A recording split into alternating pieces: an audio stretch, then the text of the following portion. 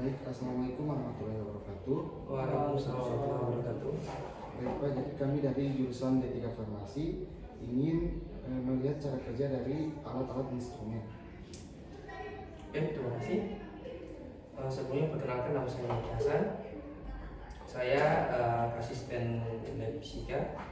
Saya bukan asisten sih, cuma karena saya tinggal di lab jadi masih mengabdi di lab. Kalau kalian sekarang saya sudah mengajar jadi guru. Jadi karena ini kalian berbicara tentang alat instrumentasi fisika, jadi ada beberapa alat yang akan saya jelaskan sama kalian. Pertama, ada ini namanya water quality tester, berarti alat untuk mengukur kualitas suap air. Nah, karena kalau orang berbicara tentang air, berarti orang harus tahu DP tingkat keasaman. Pasti orang tanya itu DP tingkat keasaman air itu berapa. Nah, bisa orang ukur pakai ini.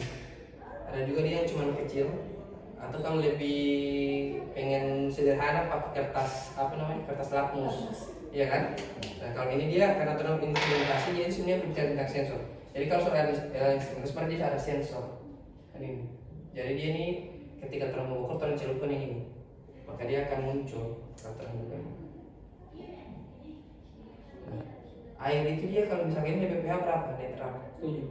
Maka kalau kita terang untuk mau ukur terang kalibrasi itu usahakan dia kasih pas 7 DP pH. Oke?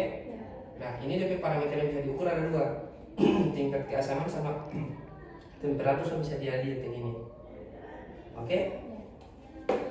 Terus yang kedua, ini hampir sama DP cara kerja, ini namanya Horiba water quality. Nah, bedanya yang ini cuma 2 parameter yang bisa diukur, yang ini ada 7.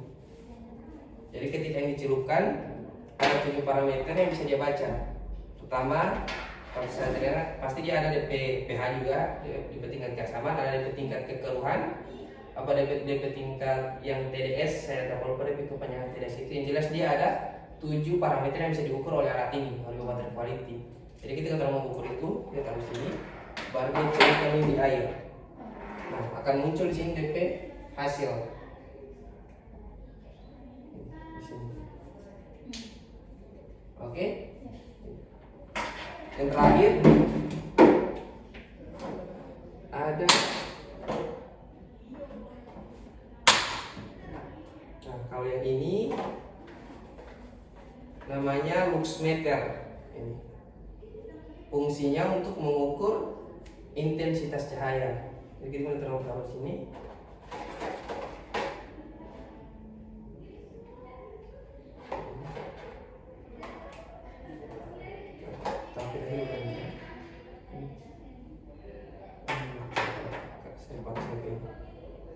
Sekarang kan dia 270. Nah, kita bisa terus pakai ini, coba lihat.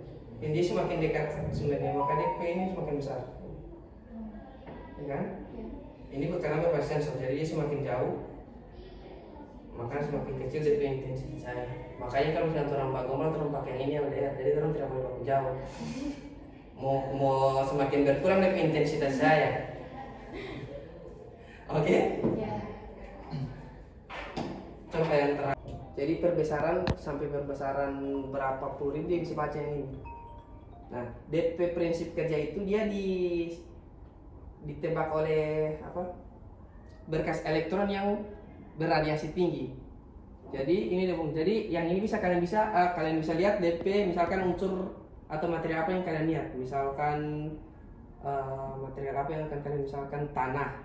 Kira-kira unsur-unsur yang terkandung dalam tanah itu apa? Dia bisa baca pakai ini. Nah, selain dia bisa baca DP unsur yang terkandung dalam satu material, dia bisa lihat DP topografi. DP topografi yang ini.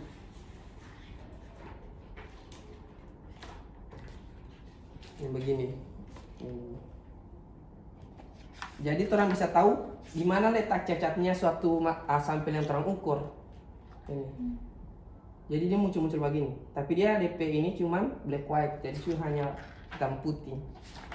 Nah, DP sampel itu dia taruh di sini. Cuman saya belum pernah memakai alat ini karena lagi ada perbaikan.